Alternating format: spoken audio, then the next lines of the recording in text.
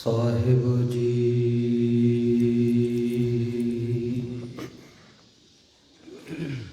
ਗੁਰੂ ਨਾਨਕ ਅੰਗਦ ਗੁਰੂ, ਅਮਰਦਾਸ ਪਦ ਬੰਦ।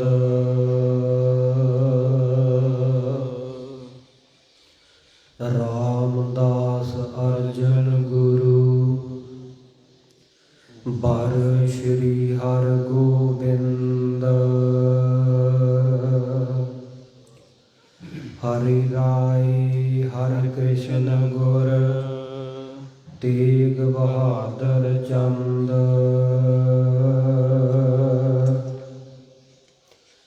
ਦਸਵੇਂ ਗੋਬਿੰਦ ਸਿੰਘ ਗੁਰ, ਨਮੋ ਚਰਨ ਅਰਵਿੰਦ।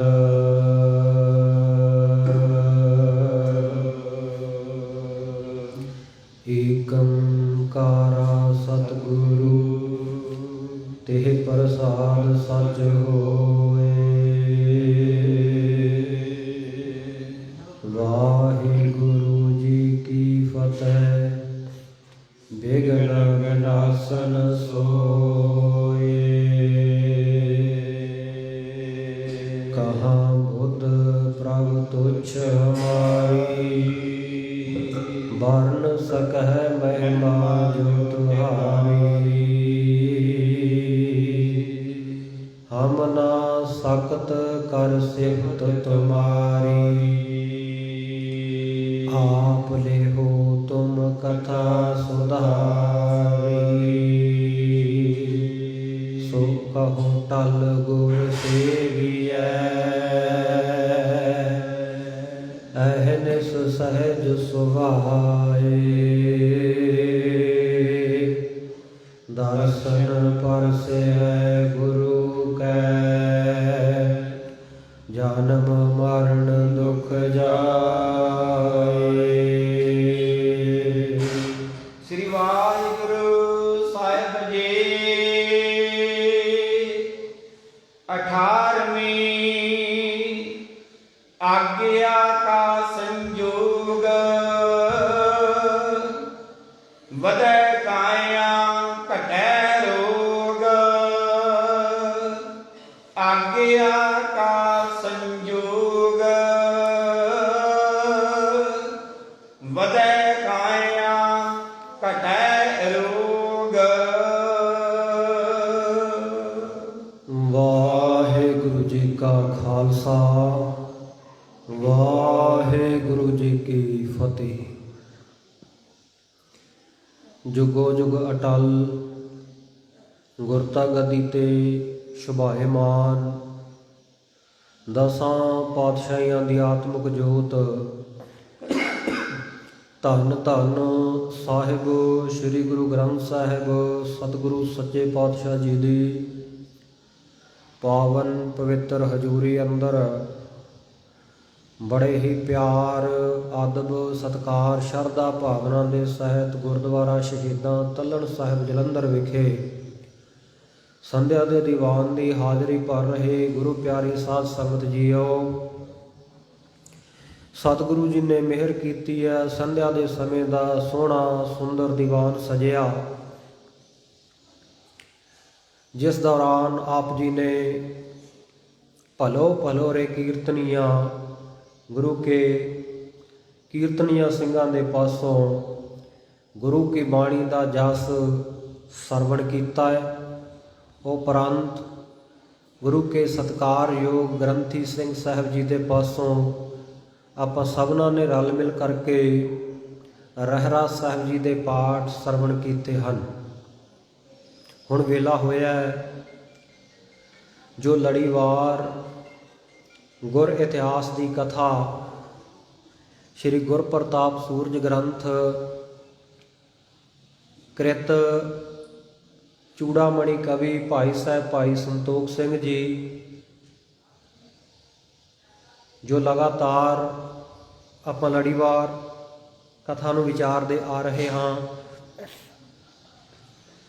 ਸੋ ਪੰਜਵੀਂ ਰੁੱਤ, ਪੰਜਵੀਂ ਰਿਤੂ ਔਰ ਉਹਦੇ ਵਿੱਚੋਂ ਇਹਦਾ 14ਵਾਂ ਅੰਸੂ ਚੱਲ ਰਿਹਾ ਹੈ ਪਿਛਲੇ ਕਈ ਦਿਨਾਂ ਤੋਂ ਲਗਾਤਾਰ, ਜਿਹਦੇ ਵਿੱਚ ਆਪਾਂ ਸਰਵਣ ਕੀਤਾ ਕਿ ਭਾਈ ਹਰਗੋਪਾਲ ਉਜੈਨਪੁਰੀ ਤੋਂ ਵਿਸ਼ੰਬਰ ਦਾਸ ਸੇਠ ਦਾ ਬੇਟਾ, ਬਾਣੀਏ ਦਾ ਬੇਟਾ ਗੁਰੂ ਚਰਨਾਂ ਵਿੱਚ ਆਇਆ,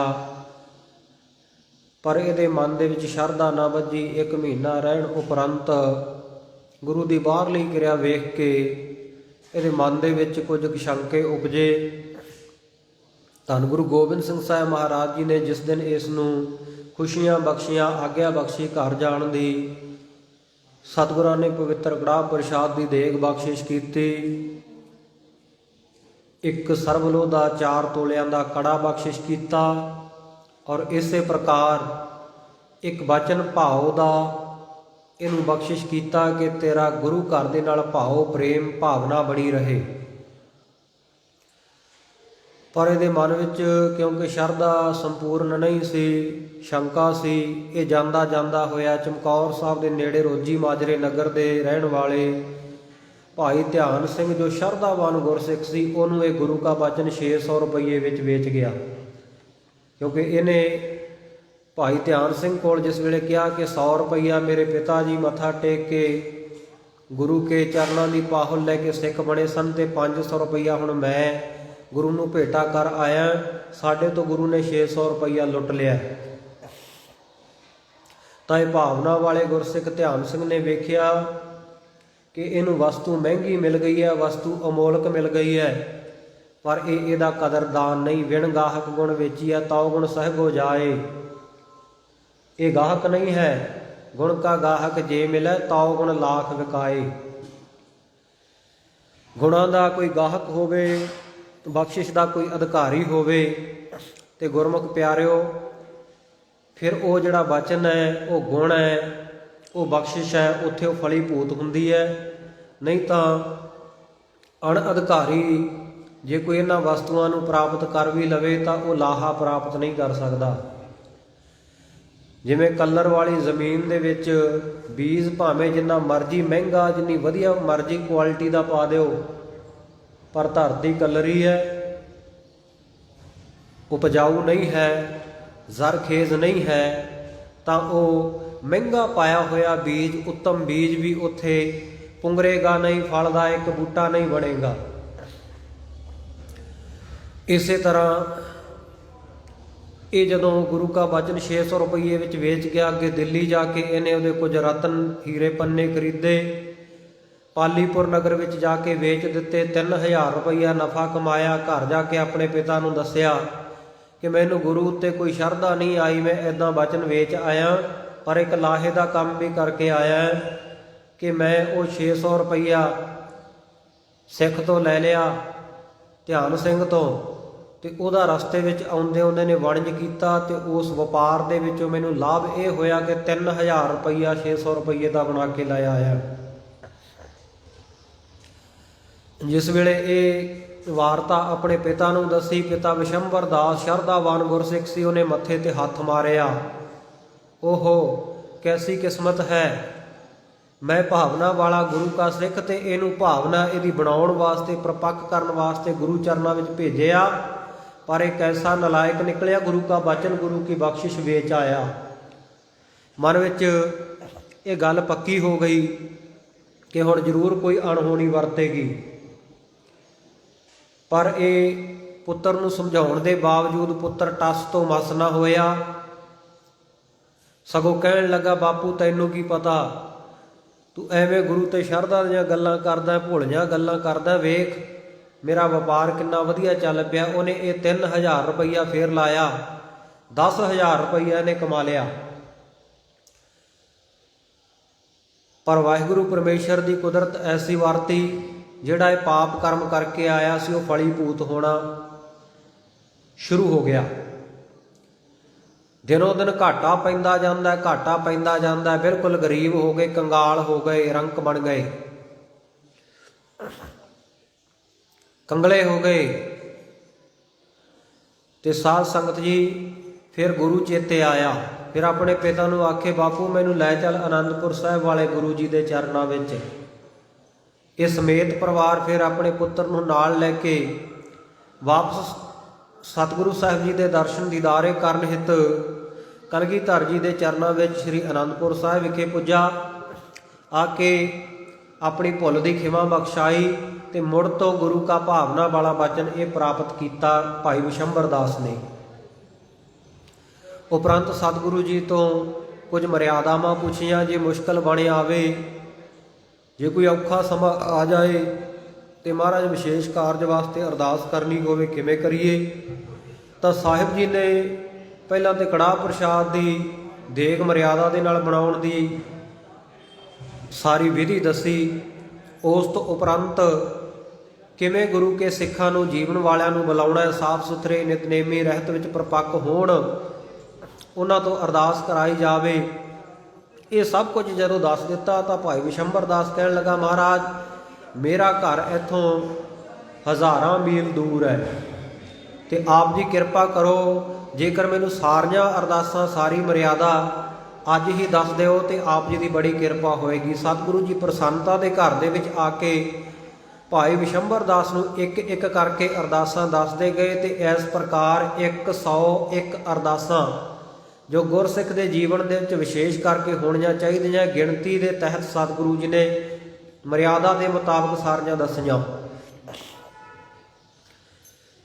ਸੋ ਇਹਨਾਂ ਅਰਦਾਸਾਂ ਦੀ ਵਿਆਖਿਆ, ਇਹਨਾਂ ਅਰਦਾਸਾਂ ਦਾ ਵਿਸਥਾਰ ਆਪਾਂ ਪਿਛਲੇ 3-4 ਦਿਨਾਂ ਤੋਂ ਸਰਵਣ ਕਰਦੇ ਆ ਰਹੇ ਹਾਂ, ਜਿਹਦੇ ਵਿੱਚ ਬੱਚੇ ਦੇ ਜਨਮ ਤੋਂ ਪਹਿਲਾਂ ਤੋਂ ਲੈ ਕੇ ਗ੍ਰਸਥ ਜੀਵਨ ਦੀ ਆਰੰਭਤਾ ਤੋਂ ਲੈ ਕੇ ਬੱਚੇ ਦਾ ਮਾਤਾ ਦੇ ਜਠਰਾ ਅਗਨੀ ਦੇ ਵਿੱਚ ਕਿਵੇਂ ਰੱਖਿਆ ਹੋਵੇ, ਮਾਤਾ ਦੇ ਉਦਰ ਦੇ ਵਿੱਚ ਉਹਦੀ ਚੜ੍ਹਦੀ ਕਲਾ ਲਈ ਕਿਵੇਂ ਅਰਦਾਸਾਂ ਕੀਤੀਆਂ ਜਾਣ, ਉਹ ਸਤਿਗੁਰੂ ਨੇ ਦੱਸੀਆਂ। ਬੱਚੇ ਦੇ ਜਨਮ ਸਮੇਂ ਕਿਹੜੀਆਂ ਅਰਦਾਸਾਂ ਕਰਨੀਆਂ, ਜਨਮ ਤੋਂ ਬਾਅਦ ਕਿਹੜੀਆਂ ਕਰਨੀਆਂ, ਕੀ ਗੁਰੂ ਘਰ ਦੀ ਮਰਿਆਦਾ, ਇਹ ਲੜੀਵਾਰ ਆਪਾਂ ਸਾਰਾ ਸੁਣਿਆ।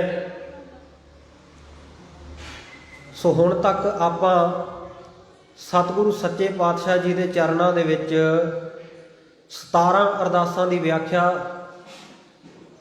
ਸਰਵਣ ਕਰ ਚੁੱਕੇ ਹਾਂ। ਅੱਜ ਜਿੱਥੋਂ ਕਥਾ ਅੱਗੇ ਆਪਾਂ ਲੜੀ ਜੋੜਨੀ ਹੈ, 18ਵੀਂ ਅਰਦਾਸ। ਜਿਵੇਂ ਭਾਈ ਵਿਸ਼ੰਬਰ ਦਾਸ ਸਿੱਖ ਨੂੰ, ਅਜੈਨਪੁਰੀ ਦੇ ਰਹਿਣ ਵਾਲੇ ਨੂੰ ਕਲਗੀਧਰ ਪਾਤਸ਼ਾਹ ਜੀ ਕਿਰਪਾ ਕਰਕੇ ਦੱਸ ਰਹੇ ਆ, ਬਖਸ਼ਿਸ਼ ਕਰ ਰਹੇ ਆ, ਕਿਰਪਾ ਮਿਹਰ ਨਾਦਰ ਕਰ ਰਹੇ ਆ। ਆਓ ਆਪਾਂ ਬੜੇ ਪਿਆਰ ਦੇ ਨਾਲ ਗੁਰੂ ਕੀ ਕਥਾ ਅੱਗੇ ਸਰਵਣ ਕਰੀਏ ਜੀ। ਵਾਹਿਗੁਰੂ ਸਾਹਿਬ ਜੀ 18ਵੀਂ ਆਗਿਆ ਕਾ ਸੰਜੋਗ, ਵਧੇ ਕਾਇਆ ਘਟੈ ਰੋਗ। ਸਤਿਗੁਰੂ ਪਾਤਸ਼ਾਹ ਵਿਸ਼ੰਬਰ ਦਾਸ ਨੂੰ 17 ਅਰਦਾਸਾਂ ਦੱਸ ਕੇ 18ਵੀਂ ਅਰਦਾਸ ਦੱਸਦੇ ਆ ਕਿ ਆਗਿਆ ਕਾ ਸੰਜੋਗ, ਜੋ ਕਰਮਾਂ ਦੇ ਸੰਜੋਗ ਦੇ ਨਾਲ, ਸਾਡੇ ਕਰਮਾਂ ਦਾ ਕਰਕੇ ਸਾਡੇ ਸਰੀਰ ਨੂੰ ਦੁੱਖ ਸੁੱਖ ਆਉਂਦੇ ਆ। ਜਦੋਂ ਕੋਈ ਐਸਾ ਦੁੱਖ ਆ ਜਾਵੇ, ਕੋਈ ਬਿਮਾਰੀ, ਕੋਈ ਰੋਗ ਸਰੀਰ ਨੂੰ ਘੇਰ ਲਵੇ, ਆ ਕੇ ਤਨ ਨੂੰ ਨਿਰਬਲ ਕਰ ਰਿਹਾ ਹੋਵੇ, ਹਟਣ ਦਾ ਨਾਂ ਨਾ ਲੈਂਦਾ ਹੋਵੇ, ਉਹੜ ਪੋੜ ਕਰਨ ਤੋਂ, ਦਵਾਈ ਵਗੈਰਾ ਲੈਣ ਤੋਂ, ਤਾਂ ਉਸ ਵੇਲੇ ਸਤਿਗੁਰੂ ਸੱਚੇ ਪਾਤਸ਼ਾਹ ਜੀ ਕਹਿੰਦੇ ਬਿਮਾਰੀ ਦੀ ਹਾਲਤ ਵਿੱਚ ਗੁਰੂ ਕੇ ਸਿੱਖ ਨੇ ਇਹ 18ਵੀਂ ਅਰਦਾਸ ਕਰਨੀ ਹੈ, ਜੋ ਸਤਿਗੁਰੂ ਜੀ ਦੀ ਆਗਿਆ ਦੇ ਅਨੁਸਾਰ, ਹੁਕਮ ਦੇ ਅਨੁਸਾਰ, ਕਰਮਾਂ ਦੇ ਮੁਤਾਬਕ ਜੋ ਫਲ ਮਿਲਿਆ। ਕਿਉਂਕਿ ਜਿਹਾ ਬੀਜੈ ਸੋ ਲੁਣੈ, ਕਰਮਾ ਸੰਦੜਾ ਖੇਤ। ਜਿਸ ਤਰ੍ਹਾਂ ਦੇ ਕਰਮ ਕੋਈ ਮਨੁੱਖ ਕਰਦਾ ਨਾ ਪਿਆਰਿਓ, ਉਹ ਕਰਮ ਦੇ ਮੁਤਾਬਕ ਹੀ ਫਲ ਦੀ ਪ੍ਰਾਪਤੀ ਹੁੰਦੀ ਹੈ। ਇਹ ਨਹੀਂ ਕਿ ਕਰਮ ਚੰਗਾ ਕੀਤਾ ਹੋਵੇ ਤੇ ਉਹਦਾ ਫਲ ਮਾੜਾ ਪ੍ਰਾਪਤ ਹੋਊਗਾ, ਜਾਂ ਕਰਮ ਮਾੜਾ ਕੀਤਾ ਹੋਵੇ ਤੇ ਉਹਦਾ ਫਲ ਚੰਗਾ ਪ੍ਰਾਪਤ ਹੋ ਜਾਵੇ, ਕਦੇ ਨਹੀਂ ਹੋ ਸਕਦਾ। ਫਰੀਦਾ ਲੋੜੈ ਦਾਖ ਬਜੌਰੀਆਂ, ਕਿੱਕਰ ਬੀਜੈ ਜੱਟ, ਹੰਢੈ ਉੱਨ ਕਤਾਏ ਦਾ ਪੈਦਾ ਲੋੜੈ ਪੱਟ। ਚਾਹੇ ਕਿ ਮੈਂ ਬਜੌਰ ਸ਼ਹਿਰ ਦੀਆਂ ਮਸ਼ਹੂਰ ਦਾਖਾਂ ਛਕਣ ਦਾ ਆਨੰਦ ਲੈ ਲਵਾਂ, ਪਰ ਬੀਜ ਬੀਜੇ ਹੁਣ ਕਿੱਕਰਾਂ ਦੇ ਤੁੱਕਿਆਂ ਵਿੱਚੋਂ ਨਿਕਲੇ ਹੋਏ ਉਹ ਸਖਤ ਬੀਜ, ਤੇ ਉਹ ਜਿਹੜਾ ਬੂਟਾ ਉੱਗੇਗਾ, ਕਿੱਕਰ ਦਾ ਦਰਖਤ ਬਣੇਗਾ, ਉਹਦੇ ਤੇ ਕੰਡੇ ਹੀ ਲੱਗਣੇ ਆ, ਉਹਦੇ ਉੱਤੇ ਬਜੌਰ ਸ਼ਹਿਰ ਦੀਆਂ ਮਸ਼ਹੂਰ ਦਾਖਾਂ ਪ੍ਰਾਪਤ ਕਰਨ ਦੀ ਆਸ ਨਹੀਂ ਰੱਖਣੀ ਚਾਹੀਦੀ। ਹੰਡਾਉਣ ਵਾਸਤੇ, ਪਹਿਨਣ ਵਾਸਤੇ ਕੱਤੀ ਜਾਂਦਾ ਉੱਨ ਨੂੰ, ਪਰ ਜੇ ਇਹ ਚਾਹੇ ਕਿ ਮੈਂ ਕੱਤ ਕੇ ਤਾਂ ਰੱਖਣੀ ਆ, ਤਿਆਰ ਕਰਕੇ ਰੱਖਣੀ ਆ ਉੱਨ, ਤੇ ਵਸਤਰ ਰੇਸ਼ਮੀ ਪਹਿਨ ਲਵਾਂ ਰੇਸ਼ਮ ਦੇ, ਇਹ ਕਦੇ ਹੋ ਸਕਦਾ? ਕਦੇ ਨਹੀਂ ਹੋਵੇਗਾ।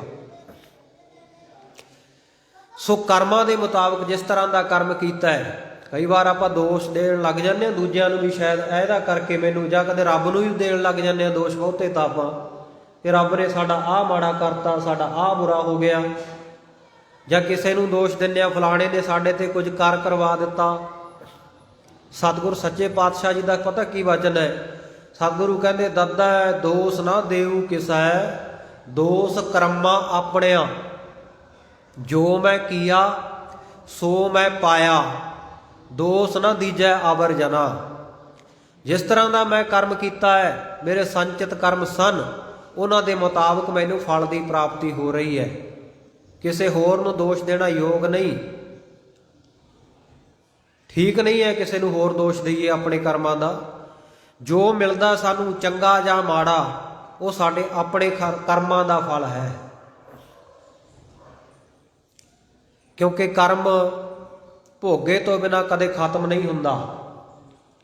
ਭੋਗੇ ਬਿਨ ਭਾਗੇ ਨਹੀਂ, ਕਰਮ ਗਤੀ ਬਲਵਾਨ। ਕਰਮਾਂ ਦੀ ਗਤ ਇਹ ਬੜੀ ਬਲੀ ਹੈ, ਬੜੇ ਬਲਵਾਨ ਹਨ ਕਰਮ। ਇਹ ਆਪਣਾ ਫਲ ਭੁਗਤਾਉਂਦੇ ਆ ਜ਼ਰੂਰ। ਉਹ ਵੱਖਰੀ ਗੱਲ ਹੈ ਕਿ ਜਿਹੜੇ ਗੁਰੂ ਚਰਨਾਂ ਦੇ ਨਾਲ ਜੁੜ ਜਾਂਦੇ ਆ, ਉਹਨਾਂ ਨੂੰ ਕਰਮਾਂ ਦਾ ਫਲ ਭੋਗਣ ਦੇ ਵੇਲੇ ਮੁਸ਼ਕਲ ਨਹੀਂ ਆਉਂਦੀ। ਗੁਰੂ ਸਹਿਜੇ ਹੀ ਸੁਖੈ ਨਹੀਂ ਉਹਨਾਂ ਦਾ, ਇਹ ਔਖਾ ਸਮਾਂ ਲੰਘਾ ਦਿੰਦਾ ਹੈ। ਗੁਰੂ ਦੀ ਕਿਰਪਾ ਦੇ ਵਿੱਚ, ਕਿਰਪਾ ਦ੍ਰਿਸ਼ਟੀ ਦੇ ਵਿੱਚ ਇਹ ਸ਼ਕਤੀ ਹੈ, ਇਹ ਪਾਵਰ ਹੈ। ਗੁਰੂ ਕੇ ਸਿੱਖ ਨੂੰ ਦੁੱਖਾਂ ਦੇ ਵਿੱਚ ਹੁੰਦਿਆਂ ਹੋਇਆਂ ਵੀ ਦੁੱਖਾਂ ਦਾ ਅਹਿਸਾਸ ਨਹੀਂ ਹੋਣ ਦਿੰਦਾ, ਤੰਗ ਨਹੀਂ ਹੋਣ ਦਿੰਦਾ। ਇਸ ਕਰਕੇ ਆਪਾਂ ਗੁਰੂ ਚਰਨਾਂ ਵਿੱਚ ਜੁੜਦੇ ਹਾਂ। ਸੋ ਗੁਰੂ ਪਿਆਰਿਓ, ਕਰਮ ਜਿਹੜੇ ਹੈ ਇਹਨਾਂ ਨੂੰ ਅਵਸ਼ ਭੁਗਤਣਾ ਪੈਂਦਾ ਹੈ, ਇਹਨਾਂ ਦਾ ਫਲ ਭੋਗਣਾ ਪੈਂਦਾ ਹੈ। ਚਾਹੇ ਕਰੋੜਾਂ ਕਲਪਾਂ ਦਾ ਸਮਾਂ ਵੀ ਕਿਉਂ ਨਾ ਬਤੀਤ ਹੋ ਜਾਵੇ, ਕਰਮ ਜਿਹੜਾ ਆਪਣੇ ਕਰਤੇ ਨੂੰ ਪਛਾਣ ਲੈਂਦਾ ਹੈ ਤੇ ਉਹਨੂੰ ਉਹਦਾ ਫਲ ਜ਼ਰੂਰ ਮਿਲਦਾ ਹੈ, ਭੋਗਣਾ ਪੈਂਦਾ ਹੈ। ਸੋ ਇਸੇ ਪ੍ਰਕਾਰ ਸਤਿਗੁਰੂ ਸੱਚੇ ਪਾਤਸ਼ਾਹ ਜੀ ਕਹਿ ਰਹੇ ਹੈ ਕਿ ਆਗਿਆ ਕਾ ਸੰਜੋਗ, ਵਧੈ ਕਾਇਆ ਘਟੈ ਰੋਗ। ਜੋ ਵਾਹਿਗੁਰੂ ਸੱਚੇ ਪਾਤਸ਼ਾਹ ਦੇ ਹੁਕਮ ਦੇ ਮੁਤਾਬਕ ਸਾਡੇ ਕੀਤੇ ਹੋਏ ਕਰਮਾਂ ਦੇ ਨਾਲ ਜੇ ਸਰੀਰ ਦੇ ਉੱਤੇ ਕੋਈ ਦੁੱਖ ਆ ਗਿਆ, ਰੋਗ ਆ ਗਿਆ, ਤਾਂ ਸਤਿਗੁਰੂ ਦੇ ਚਰਨਾਂ ਵਿੱਚ ਅਰਦਾਸ ਬੇਨਤੀ ਕਰਨੀ ਹੈ, ਮਹਾਰਾਜ ਇਹ ਮੇਰਾ ਰੋਗ ਹਟ ਜਾਏ, ਰੋਗ ਨਾਸ਼ ਹੋ ਜਾਏ ਤੇ ਮੇਰਾ ਸਰੀਰ ਵਧੇ ਫੁੱਲੇ, ਮੇਰੀ ਕਾਇਆ, ਮੇਰਾ ਸਰੀਰ ਇਹ ਤੰਦਰੁਸਤ ਹੋ ਜਾਵੇ। ਇਸ ਪ੍ਰਕਾਰ 18ਵੀਂ ਅਰਦਾਸ ਕਰਨੀ ਹੈ। 19ਵੀਂ ਮਿਲੇ ਮੰਤ ਸਤਿਗੁਰ ਮਹੰਤ। ਜੇਕਰ ਕਦੇ ਕੋਈ ਮੁਸ਼ਕਿਲ ਦਾ ਸਮਾਂ ਆ ਜਾਵੇ, ਬੰਦਾ ਵਿਪਤਾ ਵਿੱਚ ਇੰਨਾ ਘਿਰ ਜਾਵੇ ਕਿ ਪਤਾ ਹੀ ਨਾ ਲੱਗੇ ਕਿ ਕਰਨਾ ਕੀ ਹੈ, ਕਿੱਧਰ ਨੂੰ ਜਾਵਾਂ, ਕਿੱਧਰ ਨਾ ਜਾਵਾਂ, ਕਿਹਦੇ ਕੋਲੇ ਜਾਵਾਂ, ਕਿਹਦੇ ਕੋਲ ਨਾ ਜਾਵਾਂ, ਬੜੀ ਦੁਚਿੱਤੀ ਦੇ ਵਿੱਚ ਪਿਆ ਹੋਵੇ, ਸੁਝਦਾ ਕੁਝ ਨਾ ਹੋਵੇ, ਤਾਂ ਸਤਿਗੁਰ ਸੱਚੇ ਪਾਤਸ਼ਾਹ ਕਹਿੰਦੇ ਉਸ ਵੇਲੇ ਸਤਿਗੁਰ ਮਹੰਤ, ਸੱਚਾ ਗੁਰੂ, ਜੋ ਤ੍ਰਈ ਕਾਲ ਅਬਾਦ ਤਵੰਗ ਸਤ ਤਵੰਗ, ਜਿਹਦਾ ਤਿੰਨਾਂ ਕਾਲਾਂ ਵਿੱਚ ਨਾਸ਼ ਨਹੀਂ ਹੁੰਦਾ, ਉਹਨੂੰ ਸਤ ਕਹੀਦਾ। ਕਿਉਂਕਿ ਬਾਕੀ ਜਿਹੜੀਆਂ ਦ੍ਰਿਸ਼ਟਮਾਨ ਹੈ, ਸਗਲ ਮਥੇਨਾ, ਸਾਰੀਆਂ ਜਿਹੜੀਆਂ ਦਿਖਾਈ ਦੇਣ ਵਾਲੀਆਂ ਵਸਤੂਆਂ ਹੈ, ਇਹ ਤੇ ਵਿਲਸਣਹਾਰ ਹੈ, ਪਰ ਇਕੱਲਾ ਗੁਰੂ ਹੀ ਹੈ ਜਿਹੜਾ ਸਤ ਸਰੂਪ ਹੈ, ਜਿਹਦਾ ਨਾ ਭੂਤਕਾਲ ਦਾ ਜਿਹਦੇ ਉੱਤੇ ਕੋਈ ਅਸਰ ਪੈਂਦਾ, ਨਾ ਵਰਤਮਾਨ ਦਾ ਕੋਈ ਅਸਰ ਹੈ, ਨਾ ਭਵਿੱਖ ਦੇ ਵਿੱਚ ਕੋਈ ਅਸਰ ਹੋਵੇਗਾ। ਜਿਹੜਾ ਆਦ ਸੱਚ, ਜੁਗਾਦ ਸੱਚ ਹੈ, ਭੀ ਸੱਚ, ਨਾਨਕ ਹੋਸੀ ਭੀ ਸੱਚ ਹੈ, ਉਹਨੂੰ ਸਤ ਕਿਹਾ ਜਾਂਦਾ, ਸਤਨਾਮ। ਸੋ ਐਸੇ ਸਤਿਗੁਰੂ ਜੀ ਜਿਹੜੇ ਮਹੰਤ, ਮਹੰਤ ਨਾਮ ਹੈ ਸਤਿਕਾਰਯੋਗ ਦਾ, ਵੱਡੇ ਦਾ, ਆਦਰਯੋਗ ਦਾ, ਆਦਰਨੀਆ, ਕਹਿੰਦੇ ਐਸਾ ਕੋਈ ਵਿਪਤਾ ਦਾ ਸਮਾਂ ਬਣ ਆਵੇ ਤੇ ਗੁਰੂ ਕੇ ਸਿੱਖਾ ਅਰਦਾਸ ਕਰੀ ਸਤਿਕਾਰਯੋਗ ਸਤਿਗੁਰੂ ਸਾਹਿਬ ਜੀ ਦੇ ਚਰਨਾਂ ਦੇ ਵਿੱਚ ਕਿ ਮੈਨੂੰ ਮਿਲੇ ਮੰਤ, ਮੈਨੂੰ ਕੋਈ ਚੰਗਾ ਮਸ਼ਵਰਾ, ਮੈਨੂੰ ਕੋਈ ਚੰਗੀ ਸਲਾਹ ਮਿਲੇ। 20ਵੀਂ ਹੋਏ ਕਾਜ ਪੂਰ ਸਤਿਗੁਰ ਹਜੂਰ। ਸਤਿਗੁਰੂ ਕਹਿੰਦੇ ਵਿਸ਼ੰਬਰ ਦਾਸ ਸਿੱਖਾ ਫਿਰ 20ਵੀਂ ਅਰਦਾਸ ਸੁਣ ਲੈ। 20ਵੀਂ ਅਰਦਾਸ ਕੀ ਹੈ? ਸਤਿਗੁਰੂ ਸੱਚੇ ਪਾਤਸ਼ਾਹ ਕਹਿੰਦੇ ਹੋਏ ਕਾਜ ਪੂਰ ਸਤਿਗੁਰ ਹਜੂਰ। ਜੇ ਤੂੰ ਕੋਈ ਕਾਜ ਆਰੰਭ ਕਰਨ ਲੱਗਿਆ, ਕੋਈ ਕਾਰੋਬਾਰ ਕਰਨ ਲੱਗਿਆ, ਕੋਈ ਬਿਜ਼ਨਸ ਕਰਨ ਲੱਗਿਆ, ਕੋਈ ਵਣਜ ਵਪਾਰ ਕਰਨ ਲੱਗਿਆ ਨਾ, ਤਾਂ ਉਹ ਕੰਮ ਕਰਨ ਤੋਂ ਪਹਿਲਾਂ ਸਤਿਗੁਰੂ ਦੇ ਚਰਨਾਂ ਵਿੱਚ ਅਰਦਾਸ ਕਰੀ ਕਿ ਹੇ ਸਤਿਗੁਰੂ ਜੀ, ਮੈਂ ਇਹ ਕਾਰਜ ਆਪ ਜੀ ਦੇ ਹੁਕਮ ਦੇ ਮੁਤਾਬਕ ਆਰੰਭ ਕਰਨ ਲੱਗਿਆ, ਮੈਨੂੰ ਇਹਦੇ ਵਿੱਚ ਕਾਮਯਾਬੀ ਮਿਲੇ। ਆਪ ਜੀ ਦੇ ਹਜ਼ੂਰ, ਆਪ ਜੀ ਦੇ ਚਰਨਾਂ ਦੇ ਵਿੱਚ ਮੈਂ ਇਹ ਬੇਨਤੀ ਕਰਦਾ ਹਾਂ ਕਿ ਮੇਰਾ ਇਹ ਕਾਰਜ ਪੂਰਾ ਹੋ ਜਾਵੇ। ਇਹ ਅਰਦਾਸ ਕਰਨੀ ਹੈ, ਕਿਉਂਕਿ ਸਤਿਗੁਰੂ ਜੀ ਦੇ ਗੁਰਸਿੱਖ ਦਾ ਇਹ ਫਰਜ਼ ਬਣਦਾ ਹੈ, ਕੀਤਾ ਲੋੜੀਆ ਕੰਮ ਸੋ ਹਰ ਪਹਿ ਆਖੀ ਹੈ। ਜਦੋਂ ਗੁਰੂ ਚਰਨਾਂ ਵਿੱਚ ਆਖਿਆ ਜਾਵੇਗਾ, ਬੇਨਤੀ ਕੀਤੀ ਜਾਵੇਗੀ, ਗੁਰੂ ਨੂੰ ਤਰਲਾ ਲਿਆ ਜਾਵੇਗਾ ਗੁਰੂ ਦੇ ਚਰਨਾਂ ਵਿੱਚ ਆ ਕੇ, ਤੇ ਸਤਿਗੁਰੂ ਜੀ ਕਿਰਪਾ ਕਰਦੇ ਆ, ਫਿਰ ਕਾਰਜ ਦੇ ਸਵਾਰ, ਉਹ ਕਾਰਜ ਨੂੰ ਸਵਾਰ ਦਿੰਦੇ ਆ। ਵਿਗੜੇ ਹੋਏ ਕਾਰਜ ਵੀ ਸਵਾਰ ਦਿੰਦੇ ਆ, ਆਰੰਭੇ ਹੋਏ ਕਾਰਜਾਂ ਵਿੱਚ ਸਫਲਤਾ ਬਖਸ਼ਦੇ ਆ। ਸਤਿਗੁਰ ਸੱਚ ਸਾਖੀ ਹੈ। ਸਤਿਗੁਰੂ ਜੀ ਇਸ ਗੱਲ ਦੀ ਸੱਚੀ ਗਵਾਹੀ ਭਰਦੇ ਆ ਕਿ ਜ਼ਰੂਰ ਉਹ ਕਾਰਜ ਦੇ ਵਿੱਚ ਕਾਮਯਾਬੀ ਮਿਲਦੀ ਹੈ। ਜੋ ਜਨ ਹਰ ਕੀ ਭਗਤ ਕਰਨ ਤੇ ਤਿਨ ਕੇ ਕਾਜ ਸਵਾਰਤਾ। ਉਹਨਾਂ ਦੇ ਕਾਰਜਾਂ ਨੂੰ ਸਤਿਗੁਰ ਸੱਚੇ ਪਾਤਸ਼ਾਹ ਜੀ ਪੂਰਨ ਕਰਦੇ ਆ। ਸਤਿਗੁਰੂ ਜੀ ਮਿਹਰ ਕਰਦੇ ਆ। 20ਵੀਂ ਅਰਦਾਸ ਇਸ ਪ੍ਰਕਾਰ ਗੁਰੂ ਚਰਨਾਂ ਵਿੱਚ ਕਰੀਏ। ਮਹਾਰਾਜ ਕਾਰਜ ਦੀ ਆਰੰਭਤਾ ਦੀ ਅਰਦਾਸ ਹੈ, ਆਪ ਜੀ ਸਫਲਤਾ ਬਖਸ਼ੋ। 21ਵੀਂ ਗੁਰ ਮੇਲੀ ਦਾਸੀ ਪਾਈਏ ਸੁਖ ਪਰਗਾਸੇ। ਫਿਰ ਜਦੋਂ ਆਪਣੇ ਬੱਚੇ ਦਾ, ਲੜਕੇ ਦਾ, ਭੁਜੰਗੀ ਦਾ ਵਿਆਹ ਕਰਨ ਦਾ ਸਮਾਂ ਆਵੇ ਤੇ ਉਹਦੇ ਵਾਸਤੇ ਦਾਸੀ ਨੂੰ ਲੱਭੀਏ, ਆਪਾਂ ਘਰ ਵਾਲੀ ਉਹਦੀ ਲੱਭੀਏ, ਤੇ ਉਸ ਵੇਲੇ ਸਤਿਗੁਰੂ ਜੀ ਕਹਿੰਦੇ ਅਰਦਾਸ ਕਰਨੀ ਚਾਹੀਦੀ ਹੈ ਕਿ ਸਾਡੀ ਨੂੰਹ ਇਹੋ ਜੀ ਆਵੇ, ਸਾਨੂੰ ਇਹੋ ਜੀ ਨੂੰਹ ਲੱਭੇ, ਪਾਈਏ ਸੁਖ ਪ੍ਰਗਾਸੀ, ਜਿਹੜੀ ਸੁੱਖਾਂ ਨੂੰ ਪ੍ਰਗਟ ਕਰਨ ਵਾਲੀ ਹੋਵੇ, ਸੁੱਖਾਂ ਦੀ ਪ੍ਰਗਟਤਾਈ ਕਰੇ ਸਾਡੇ ਘਰ ਵਿੱਚ ਆ ਕੇ, ਤੇ ਸਾਨੂੰ ਸੁੱਖ ਆਨੰਦ ਦੀ ਪ੍ਰਾਪਤੀ ਹੋਵੇ। 22ਵੀਂ ਰਾਖਾ ਮੇਰਾ ਸਿਦਕ ਪੂਰੀ ਗੁਰ ਭਗਤ। ਸੋ ਅਗਲੀ ਅਰਦਾਸ 22ਵੀਂ ਦੱਸਦੇ ਆ ਸਤਿਗੁਰੂ ਜੀ। 21ਵੀਂ ਦੇ ਵਿੱਚ ਦੱਸਿਆ ਜਦੋਂ ਨੂੰਹ ਲੱਭਣੀ ਹੈ, ਆਪਣੇ ਭੁਜੰਗੀ ਦੇ ਵਾਸਤੇ ਵਹੁਟੀ ਟੋਲਣੀ ਹੈ, ਤੇ ਉਸ ਵੇਲੇ ਉਹਦਾ ਰਿਸ਼ਤਾ ਕਰਨ ਤੋਂ ਪਹਿਲਾਂ ਗੁਰੂ ਚਰਨਾਂ ਵਿੱਚ ਅਰਦਾਸ ਕਰਿਓ, ਤੇ ਸਤਿਗੁਰੂ ਜੀ ਜ਼ਰੂਰ ਕਿਰਪਾ ਕਰਦੇ ਹੈ।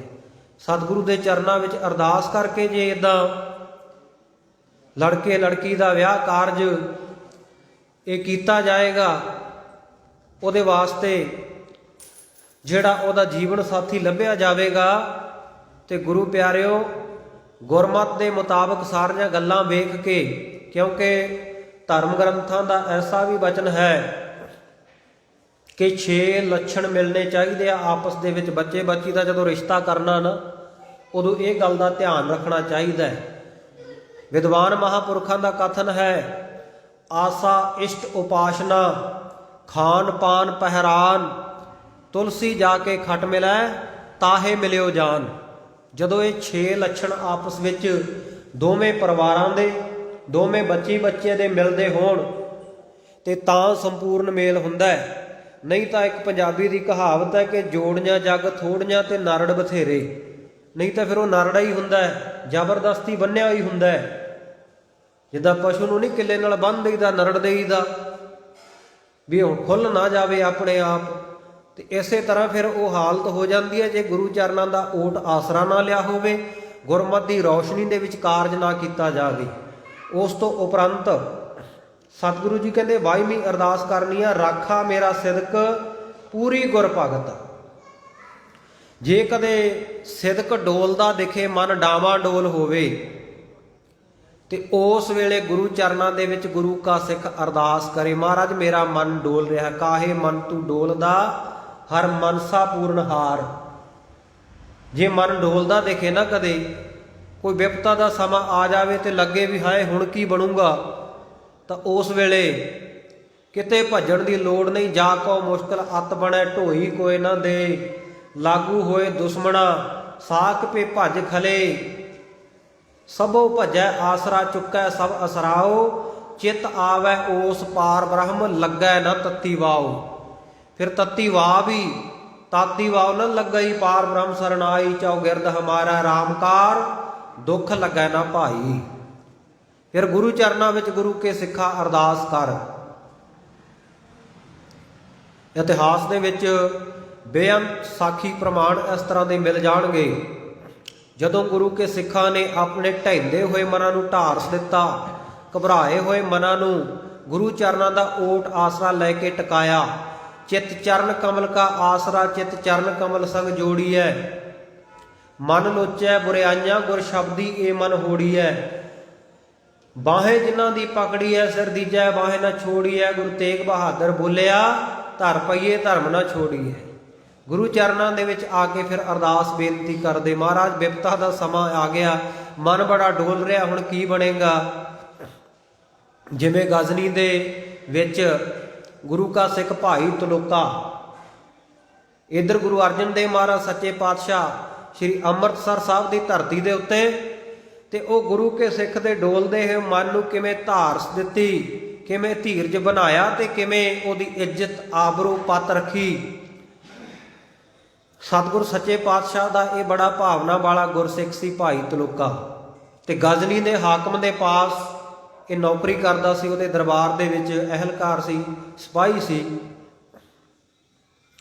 ਸਤਿਗੁਰਾਂ ਦੇ ਦਰਸ਼ਨ ਦਿਦਾਰੇ ਕਰਨ ਆਇਆ ਤੇ ਸਤਿਗੁਰਾਂ ਨੇ ਸਹਿਜ ਸੁਭਾਏ ਬਚਨ ਕੀਤਾ, ਭਾਈ ਗੁਰੂ ਕੇ ਸਿੱਖ ਨੂੰ ਹਮੇਸ਼ਾ ਖਿਆਲ ਰੱਖਣਾ ਚਾਹੀਦਾ ਕਿ ਉਹਦੇ ਤੋਂ ਕੋਈ ਜੀਵ ਘਾਤ ਨਾ ਹੋ ਜਾਵੇ।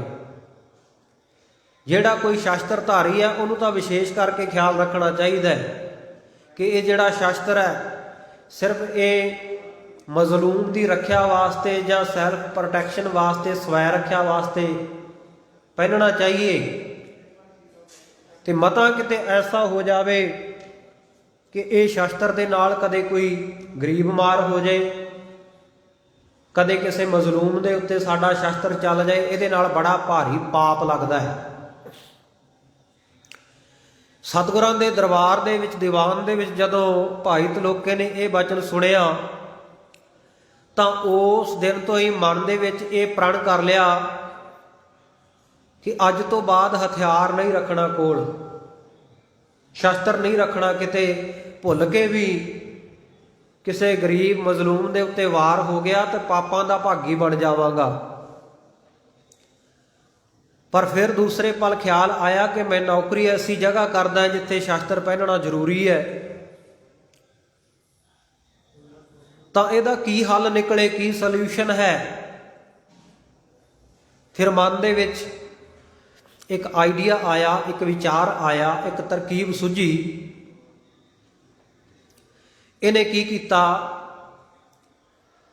ਇੱਕ ਵਧੀਆ ਫੌਲਾਦੀ ਮੁੱਠੇ ਵਾਲੀ ਤਲਵਾਰ ਜਿਹੜੀ ਅੱਗੋਂ ਲੱਕੜ ਦੀ ਬਣੀ ਹੋਈ ਸੀ, ਵਿਚਲਾ ਜਿਹੜਾ ਫੜਾ ਸੀ, ਧਾਰ ਸੀ, ਉਹਦੀ ਬਲੇਡ ਸੀ, ਉਹ ਲੱਕੜ ਦਾ ਬਣਵਾ ਲਿਆ, ਲੱਕੜ ਦੇ ਮਿਆਨ ਵਿੱਚ ਉਹਨੂੰ ਪਾ ਲਿਆ ਤੇ ਉੱਪਰੋਂ ਮੁੱਠਾ ਜਿਹੜਾ ਵੇਖਣ ਨੂੰ ਲੱਗਦਾ ਕਿ ਬੜੀ ਚੰਗੀ ਇਹ ਸ੍ਰੀ ਸਾਹਿਬ ਤਲਵਾਰ ਹੈ, ਚੰਗਾ ਸ਼ਾਸਤਰ ਹੈ।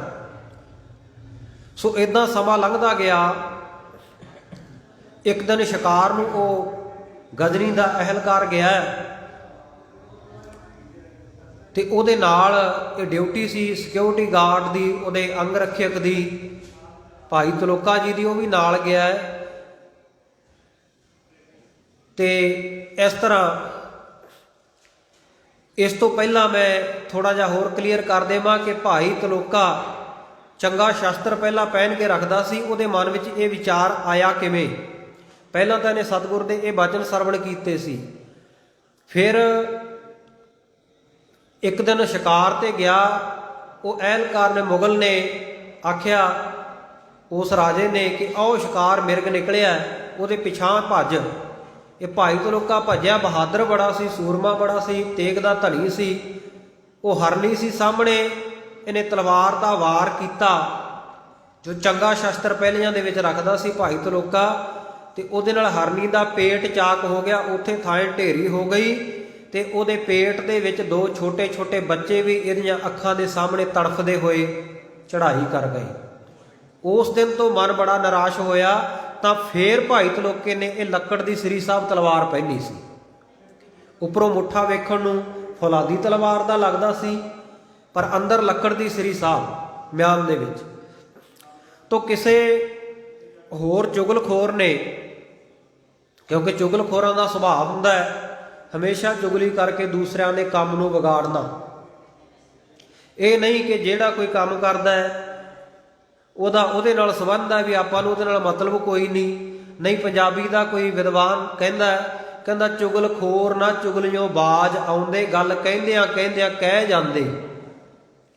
ਉਹ ਬਾਜ ਨਹੀਂ ਆਉਂਦੇ, ਆਪਣੀਆਂ ਆਦਤਾਂ ਤੋਂ ਟਲਦੇ ਨਹੀਂ। ਵਾਰਿਸ ਸ਼ਾਹ ਨਾ ਆਦਤਾਂ ਜਾਂਦੀਆਂ ਨੇ, ਭਾਵੇਂ ਕੱਟੀਏ ਪੋਰੀਆਂ ਪੋਰੀਆਂ ਜੀ। ਆਦਤ ਤੋਂ ਮਜਬੂਰ ਉਹ ਚੁਗਲਖੋਰ ਨੇ ਜਾ ਚੁਗਲੀ ਕੀਤੀ ਰਾਜੇ ਦੇ ਕੋਲ।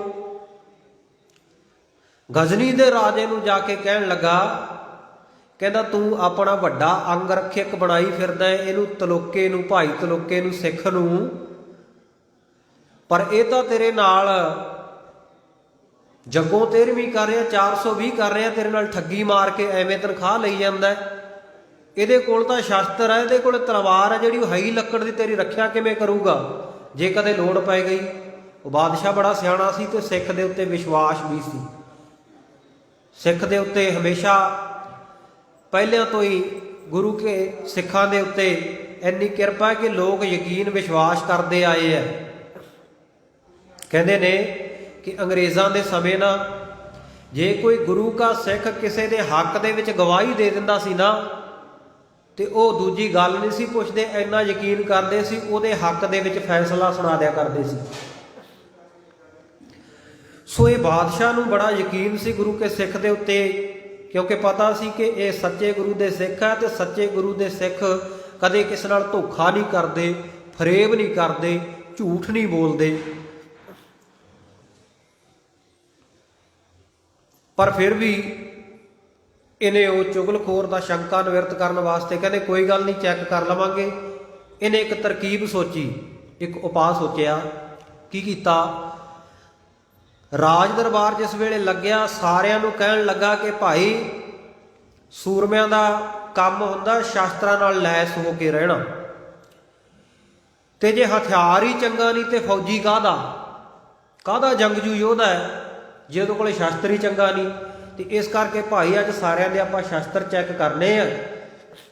ਜਿਹਦੇ ਕੋਲੇ ਵਧੀਆ ਹਥਿਆਰ ਹੋਇਆ ਉਹਨੂੰ ਵਿਸ਼ੇਸ਼ ਇਨਾਮ ਵੀ ਦਿੱਤਾ ਜਾਊਗਾ।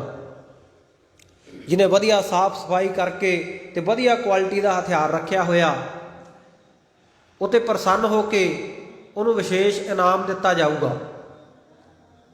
ਹੁਣ ਇਕੱਲੇ ਤੇ ਲੱਗ ਪਏ ਸ਼ਸਤਰ ਚੈੱਕ ਕਰਨ। ਦਿਖਾ ਭਾਈ ਤੇਰਾ ਢਾਲਾ ਕਿੱਦਾਂ ਦਾ, ਤੇਰੀ ਸ੍ਰੀ ਸਾਹਿਬ ਕਿੱਦਾਂ ਦੀ ਹੈ, ਤੇਰਾ ਨੇਜਾ ਕਿੱਦਾਂ ਦਾ। ਇੱਦਾਂ ਕਰਦਿਆਂ ਗੁਰੂ ਕੇ ਸਿੱਖ ਦੀ ਜਦੋਂ ਵਾਰੀ ਆਉਣ ਲੱਗੀ ਨਾ, ਤੇ ਗੁਰੂ ਕੇ ਸਿੱਖ ਦੇ ਮਨ ਵਿੱਚ ਹਲਚਲ ਪੈਦਾ ਹੋ ਗਈ ਕਿ ਮੈਂ ਤਾਂ ਪਾਪ ਕਰਮ ਤੋਂ ਬਚਣ ਦੇ ਵਾਸਤੇ ਲੱਕੜ ਦੀ ਤਲਵਾਰ ਧਾਰਨ ਕਰੀ ਬੈਠਾ ਹੈ, ਤੇ ਆਹ ਕੀ ਗੱਲ ਹੋ ਗਈ, ਕੈਸਾ ਭਾਣਾ ਵਰਤ ਗਿਆ। ਜੇ ਦਰਬਾਰ ਦੇ ਵਿੱਚ ਇਹ ਲੱਕੜ ਦੀ ਸ੍ਰੀ ਸਾਹਿਬ ਨਿਕਲ ਆਈ ਤੇ ਕੀ ਬਣੇਗਾ। ਇਹ ਨਹੀਂ ਸੋਚਿਆ ਕਿ ਮੈਨੂੰ ਨੌਕਰੀ ਤੋਂ ਕੱਢ ਦਿੱਤਾ ਜਾਏਗਾ, ਮੇਰੀ ਇਨਸਲਟ ਹੋਏਗੀ, ਮੇਰੀ ਬੇਇੱਜ਼ਤੀ ਹੋਵੇਗੀ, ਮੇਰੀ ਆਬਰੂ ਪੱਤ ਰੁਲ ਜਾਏਗੀ, ਬਾਦਸ਼ਾਹ ਮੈਨੂੰ ਸਜ਼ਾ ਦੇਵੇਗਾ। ਨਹੀਂ, ਮਨ ਦੇ ਵਿੱਚ ਇੱਕੋ ਹੀ ਗੱਲ ਆਈ ਕਿ ਮੈਂ ਗੁਰੂ ਕਾ ਸਿਦਕੀ ਸਿੱਖ ਹੈ, ਤੇ ਜੇ ਮੇਰੀ ਕੋਈ ਗਲਤੀ ਹੋਈ ਤੇ ਮੇਰੀ ਗਲਤੀ ਦੇ ਕਾਰਨ ਗੁਰੂ ਦੇ ਨਾਮ ਨੂੰ ਧੱਬਾ ਨਾ ਲੱਗ ਜਾਵੇ। ਆਖਣਗੇ ਸਿੱਖ ਇਹੋ ਜਿਹੇ ਹੁੰਦੇ ਆ, ਇਹਨਾਂ ਦਾ ਗੁਰੂ ਇਹਨਾਂ ਨੂੰ ਇਹੋ ਜਿਹੀ ਮੱਤ ਦਿੰਦਾ, ਇਹੋ ਜਿਹੀ ਸਿੱਖਿਆ ਦਿੰਦਾ, ਇਹ ਐਦਾਂ ਛਲ ਫਰੇਬ ਕਰਕੇ ਤਨਖਾਹਾਂ ਲਈ ਜਾਂਦੇ ਆ। ਇਹ ਸੋਚਦਿਆਂ ਮਨ ਹੀ ਮਨ ਗੁਰੂ ਅਰਜਨ ਦੇਵ ਮਹਾਰਾਜ ਸੱਚੇ ਪਾਤਸ਼ਾਹ ਦੇ ਚਰਨਾਂ ਦਾ ਧਿਆਨ ਧਰ ਲਿਆ। ਧਿਆਨ ਧਰ ਕੇ ਬੇਨਤੀ ਕੀਤੀ, ਮਹਾਰਾਜ ਆਪ ਜੀ ਤਾਂ ਸਦਾ ਹੀ ਆਪਣੇ ਸੇਵਕਾਂ ਦੀ ਪੈਜ ਰੱਖਣ ਵਾਲੇ ਹੋ, ਹਰ ਜੁਗ ਜੁਗ ਭਗਤ ਉਪਾਇਆ, ਪੈਜ ਰੱਖਦਾ ਆਇਆ ਰਾਮ ਰਾਜੇ। ਤੇ ਮਹਾਰਾਜ ਕਿਰਪਾ ਕਰੋ, ਹੁਣ ਬੜਾ ਮੁਸ਼ਕਲ ਦਾ ਸਮਾਂ ਆ ਗਿਆ ਤੇ ਮੇਰਾ ਮਨ ਬੜਾ ਡਾਵਾਂਡੋਲ ਹੋ ਗਿਆ। ਨਾਲ ਹੀ ਮਨ ਦੇ ਵਿੱਚ ਗੁਰੂ ਕੀ ਬਾਣੀ ਦੀ ਤੁਕ ਯਾਦ ਆਈ, ਕਾਹੇ ਮਨ ਤੂੰ ਡੋਲਦਾ, ਕਾਹੇ ਮਨ ਤੂੰ ਡੋਲਤਾ, ਹਰ ਮਨਸਾ ਪੂਰਨਹਾਰ। ਉਹ ਸਤਿਗੁਰੂ ਮਨ ਦੀਆਂ ਭਾਵਨਾਵਾਂ ਪੂਰੀਆਂ ਕਰਨ ਵਾਲਾ ਸਿੱਖਾ ਕਰਦੇ ਅਰਦਾਸ। ਗੁਰੂ ਅਰਜਨ ਦੇਵ ਮਹਾਰਾਜ ਦੇ ਚਰਨਾਂ ਦਾ ਧਿਆਨ ਧਰ ਕੇ ਗੁਰੂ ਕਾ ਸਿੱਖ ਭਾਈ ਤਲੋਕਾ ਅਰਦਾਸ ਕਰਦਾ, ਮਹਾਰਾਜ ਹੁਣ ਮੇਰੇ ਸਿਦਕ ਦੀ ਆਪ ਰੱਖਿਆ ਕਰੋ। ਮਨ ਬੜਾ ਡਾਵਾਂ ਡੋਲ ਹੋਇਆ, ਆਪ ਜੀ ਮੇਰੇ ਮਨ ਨੂੰ ਧੀਰਜ ਵੀ ਬਣਾਓ ਤੇ ਆਪ ਹੁਣ ਆਪ ਹੀ ਕਿਰਪਾ ਕਰਕੇ ਜਿਵੇਂ ਆਪ ਨੂੰ ਠੀਕ ਲੱਗਦਾ ਹੈ ਤੇ ਆਪ ਜੀ ਇਸ ਮੁਸ਼ਕਲ ਘੜੀ ਦੇ ਵਿੱਚੋਂ ਮੈਨੂੰ ਕੱਢ ਲਓ। ਮੈਂ ਆਪਣੇ ਸਿੱਖੀ ਸਿਦਕ ਦੇ ਉੱਤੇ ਅਡੋਲ ਰਹਾ।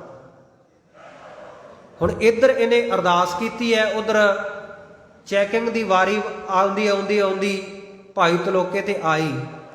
ਜਿਸ ਵੇਲੇ ਹੁਣ ਭਾਈ ਤਲੋਕੇ ਨੂੰ ਆਖਿਆ ਕਿ ਗੁਰੂ ਕੇ ਸਿੱਖਾ, ਹੈ ਤਾਂ ਤੂੰ ਬੜਾ ਤਕੜਾ ਸ਼ਸਤਰਧਾਰੀ ਸੂਰਮਾ, ਮੈਨੂੰ ਤੇਰੇ ਤੇ ਪੂਰਾ ਯਕੀਨ ਹੈ, ਤੇਰਾ ਹਥਿਆਰ ਮਾੜਾ ਨਹੀਂ ਹੋਣਾ, ਪਰ ਫਿਰ ਵੀ ਸਾਰਿਆਂ ਦੇ ਚੈੱਕ ਕੀਤੇ ਆ, ਜਿਹੜਾ ਸਾਡੇ ਦਰਬਾਰ ਦਾ ਕਾਨੂੰਨ ਆ ਉਹਦੇ ਮੁਤਾਬਕ ਤੇਰਾ ਵੀ ਸ਼ਸਤਰ ਚੈੱਕ ਕਰੀਏ, ਕੱਢ ਖਾਂ ਆਪਣੇ ਬਿਆਨ ਦੇ ਵਿੱਚੋਂ ਸ੍ਰੀ ਸਾਹਿਬ ਬਾਹਰ। ਗੁਰੂ ਚਰਨਾਂ ਦਾ ਧਰ ਕੇ ਧਿਆਨ ਸਤਨਾਮ ਵਾਹਿਗੁਰੂ ਕਹਿੰਦਿਆਂ ਹੋਇਆ ਭਾਈ ਤਲੋਕੇ ਨੇ ਜਿਉਂ ਹੀ ਸ੍ਰੀ ਸਾਹਿਬ ਤਲਵਾਰ ਦੇ ਮੁੱਠੇ ਦੇ ਉੱਤੇ ਹੱਥ ਪਾਇਆ, ਸ੍ਰੀ ਸਾਹਿਬ ਮਿਆਨ ਦੇ ਵਿੱਚੋਂ ਬਾਹਰ ਕੱਢੀ ਤੇ ਗੁਰਮੁਖ ਪਿਆਰਿਓ ਉਸ ਵੇਲੇ ਐ ਲਿਸ਼ਕਾ ਮਾਰਦੀ ਫੌਲਾਦੀ ਤਲਵਾਰ ਮਿਆਨ ਦੇ ਵਿੱਚੋਂ ਬਾਹਰ ਨਿਕਲੀ। ਵੇਖਣ ਵਾਲਿਆਂ ਦੀਆਂ ਅੱਖਾਂ ਚੁੰਧਿਆ ਗਈਆਂ, ਵੇਖਣ ਵਾਲਿਆਂ ਦੀਆਂ ਅੱਖਾਂ ਚੁੰਧਿਆ ਗਈਆਂ। ਜਿਹੜਾ ਚੁਗਲਖੋਰ ਸੀ ਨਾ ਉਹ ਤਾਂ ਗਾਸ਼ ਖਾ ਕੇ ਡਿੱਗ ਪਿਆ ਵੀ ਆਹ ਕੀ ਹੋ ਗਿਆ, ਮੇਰੀ ਤਾਂ CID ਇੰਨੀ ਪੱਕੀ ਸੀ, ਇੰਨੀ ਤਕੜੀ ਸੂਹ ਦਿੱਤੀ ਸੀ, ਐਡੀ ਤਕੜੀ ਚੁਗਲੀ ਲਾਈ ਸੀ ਤੇ ਆ ਬਣ ਕੀ ਗਿਆ। ਉਸ ਵੇਲੇ ਗੁਰੂ ਕੇ ਸਿੱਖ ਨੂੰ ਵਿਸ਼ੇਸ਼ ਤੌਰ ਤੇ ਸਨਮਾਨਿਤ ਕੀਤਾ ਗਿਆ।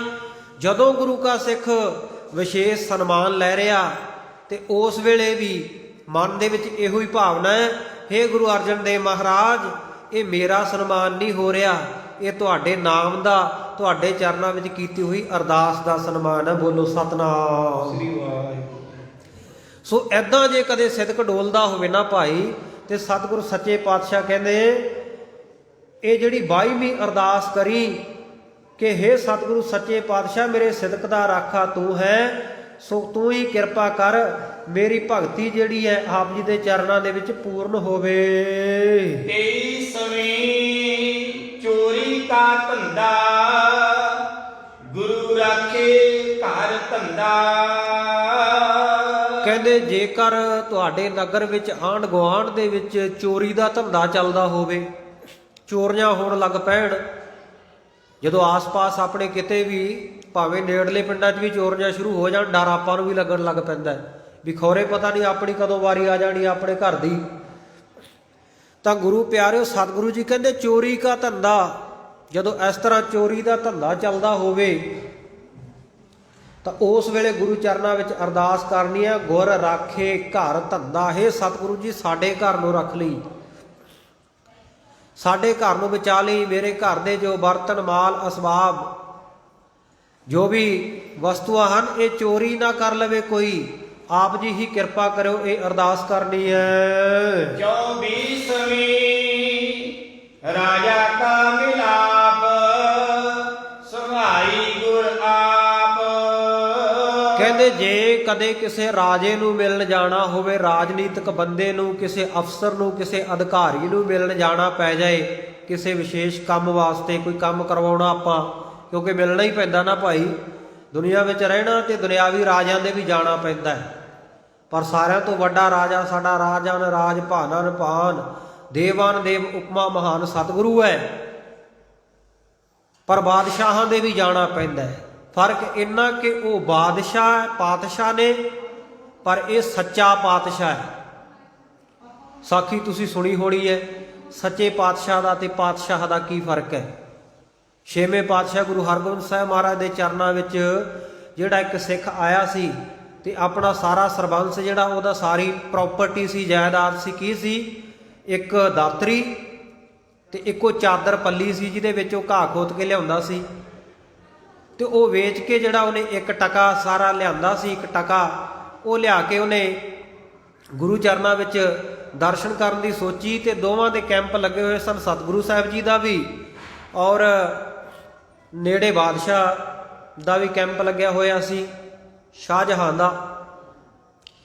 ਸੋ ਜਦੋਂ ਇਹ ਕੈਂਪ ਲੱਗਿਆ ਹੋਇਆ ਸੀ ਵਾਹਿਗੁਰੂ ਜਹਾਂਗੀਰ ਦਾ, ਸੋ ਇਹ ਜਦੋਂ ਕੈਂਪ ਲੱਗਿਆ ਹੋਇਆ ਸੀ ਨਾ,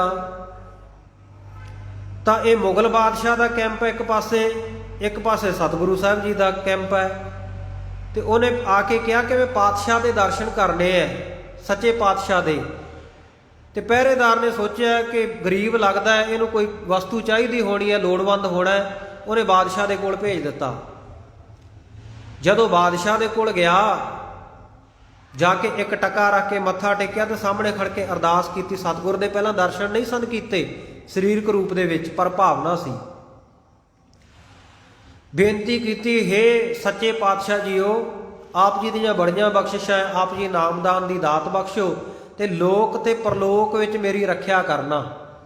ਜਦੋਂ ਬਾਦਸ਼ਾਹ ਨੇ ਆਹ ਅਰਦਾਸ ਸੁਣੀ ਵੀ ਮੇਰੇ ਕੋਲ ਲੋਕ ਤਾਂ ਬਹੁਤ ਆਉਂਦੇ ਆ, ਪਰ ਐਦਾਂ ਦੀ ਫਰਿਆਦ ਕਦੇ ਨਹੀਂ ਕਿਸੇ ਨੇ ਕੀਤੀ। ਉਹਨੇ ਆਖਿਆ, ਭਾਈ ਤੂੰ ਕਿਹਨੂੰ ਮਿਲਣਾ ਆ? ਕਹਿੰਦਾ ਸਤਿਗੁਰੂ ਸੱਚੇ ਪਾਤਸ਼ਾਹ ਤੁਹਾਨੂੰ।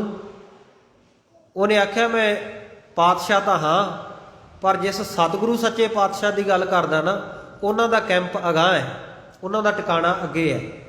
ਜਿਹੜੀ ਭਾਈ ਤੋਂ ਮੰਗ ਕੀਤੀ ਆ ਨਾ, ਉਹ ਤਾਂ ਨਹੀਂ ਮੈਂ ਦੇ ਸਕਦਾ, ਲੋਕ ਪਰਲੋਕ ਦੇ ਵਿੱਚ ਰੱਖਿਆ ਵਾਲੀ ਤਾਂ ਨਹੀਂ ਮੈਂ ਲੈਂਦਾ ਗਰੰਟੀ।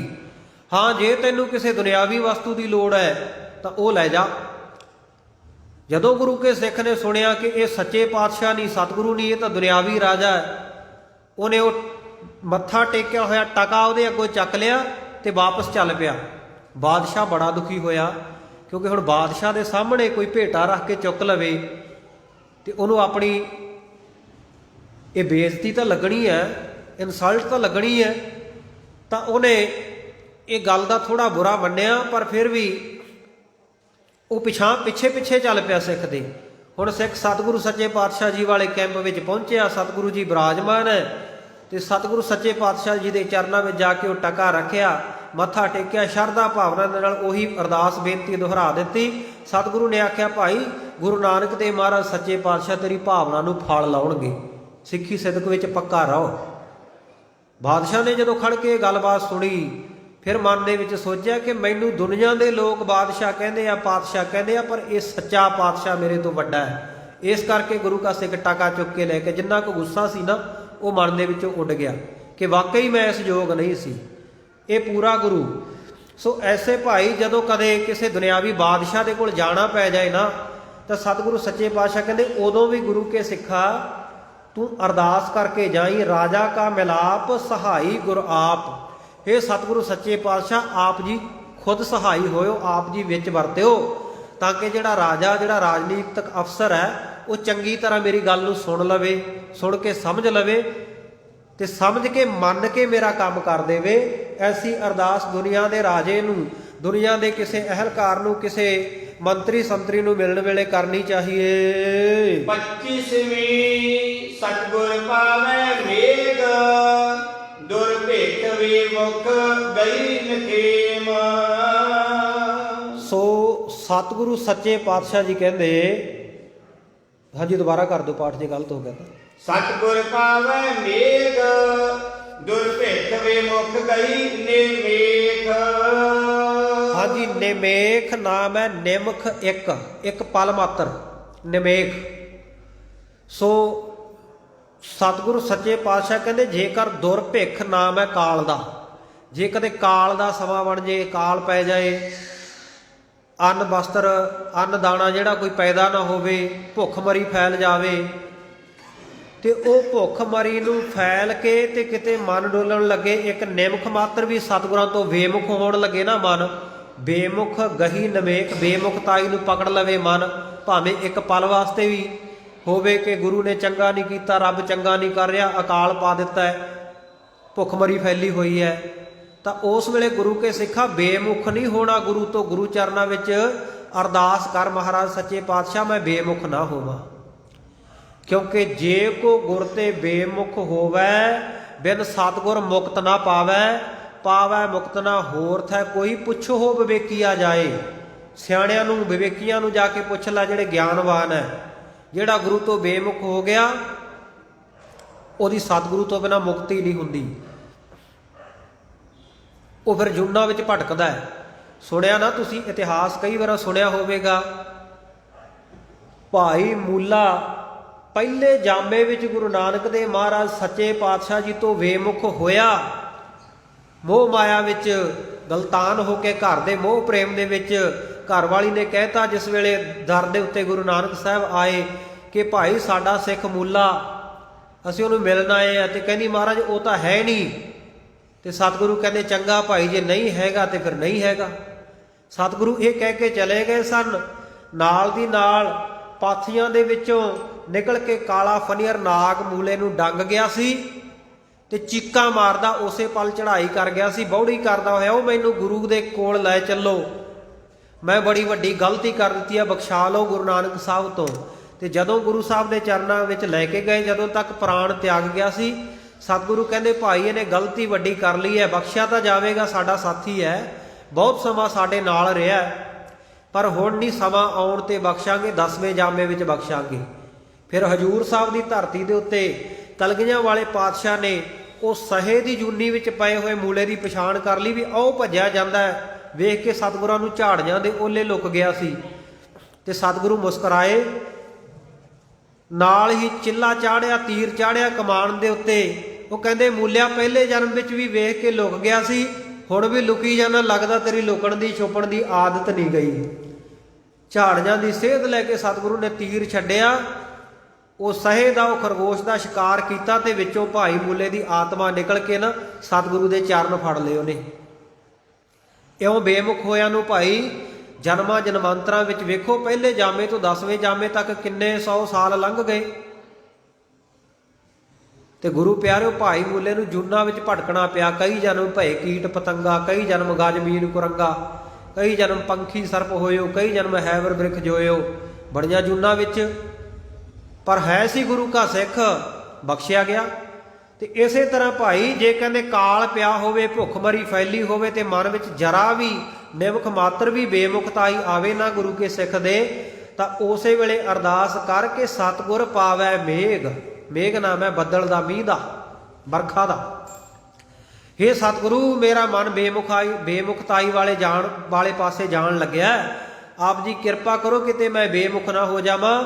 ਅਰਦਾਸ ਕਰ ਦੇਵੇ ਗੁਰੂ ਕਾ ਸਿੱਖ ਸਤਿਗੁਰੂ ਸੱਚੇ ਪਾਤਸ਼ਾਹ ਮੀਂਹ ਪਾ ਦਿਓ ਤਾਂ ਕਿ ਖੇਤੀ ਹੋ ਜਾਵੇ। ਬੋਲੋ ਸਤਨਾਮ ਸ਼੍ਰੀ ਵਾਹਿਗੁਰੂ। ਮਹਾਰਾਜ ਸੱਚੇ ਪਾਤਸ਼ਾਹ ਮੀਂਹ ਪਾਇਓ ਤਾਂ ਕਿ ਭੁੱਖਮਰੀ ਦੂਰ ਹੋ ਜਾਵੇ, ਖੇਤੀ ਅੰਨ ਧਨ ਬਹੁਤਾ ਉਪਜੈ। ਸੋ ਸਤਿਗੁਰ ਸੱਚੇ ਪਾਤਸ਼ਾਹ ਜੀ ਅੰਨ ਦੀ ਪੈਦਾਵਾਰ ਹੋ ਜਾਵੇ, ਅਕਾਲ ਖਤਮ ਹੋ ਜਾਵੇ। ਬੇਮੁਖਤਾਈ ਤੋਂ ਬਚਣ ਵਾਸਤੇ ਗੁਰੂ ਕੇ ਸਿੱਖ ਨੇ ਇਹ 25ਵੀਂ ਅਰਦਾਸ ਕਰਨੀ ਹੈ। 26ਵੀਂ ਧਰਮ ਕਾ ਦੰਡ, ਤਨ ਕੀ ਬਖਸ਼ੀਆ ਦੁਖਨ ਬੇਵੰਡ।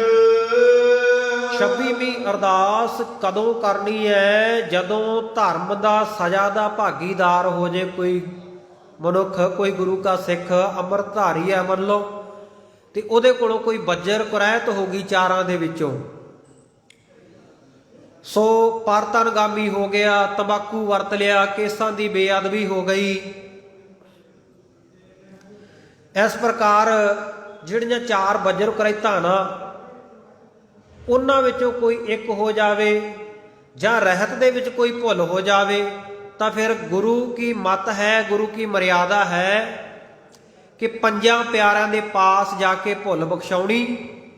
ਜੇ ਕੋਈ ਬੱਜਰ ਕੁਰੈਤ ਹੋਈ ਆ ਤਾਂ ਪੰਜ ਪਿਆਰੇ ਉਹਦੇ ਮੁਤਾਬਕ ਦੁਬਾਰਾ ਅੰਮ੍ਰਿਤ ਛਕਾ ਦਿੰਦੇ ਆ, ਤੇ ਜੇਕਰ ਕੋਈ ਛੋਟੀ ਮੋਟੀ ਗਲਤੀ ਹੋਈ ਹੈ ਤਾਂ ਉਹਦੇ ਮੁਤਾਬਕ ਫਿਰ ਸਜ਼ਾ ਲਾ ਦਿੰਦੇ ਆ, ਦੰਡ ਲਾ ਦਿੰਦੇ ਆ, ਜਿਹਨੂੰ ਗੁਰਮਤਿ ਵਿੱਚ ਕਿਹਾ ਜਾਂਦਾ ਤਨਖਾਹ ਲਾਉਣਾ।